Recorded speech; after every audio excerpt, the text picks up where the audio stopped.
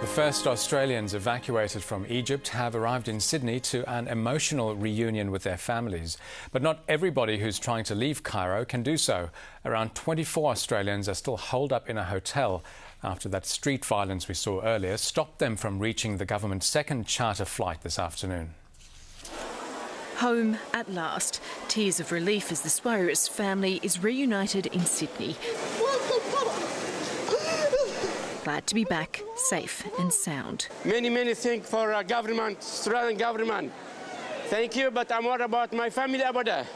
Please, you can help me get some for my family abada, please. But it's been a long, difficult journey.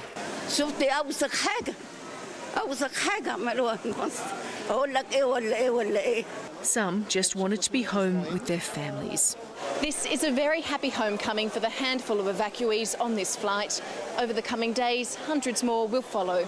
Some by commercial flights. Another 100 Australians are finally on a government flight to Frankfurt after a delay of 13 hours because the plane had a mechanical fault. They're the lucky ones.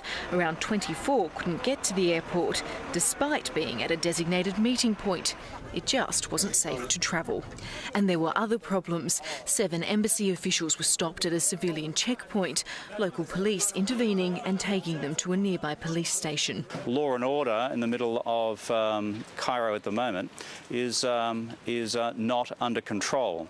Therefore, it is possible that you actually have vigilante groups as well. And we have had some difficulties with that ourselves. The exodus from Egypt is showing no signs of stopping. We're looking for American citizens, US citizens. Also, we have information to share with citizens from Canada, the UK, Australia. The United States now says its citizens whose passports had expired within the past decade can still go directly to the airport and get out. The UK has chartered its first plane for its nationals wanting to evacuate. 161 people have been taken to the airport and sent home. The locals have been protecting their own properties.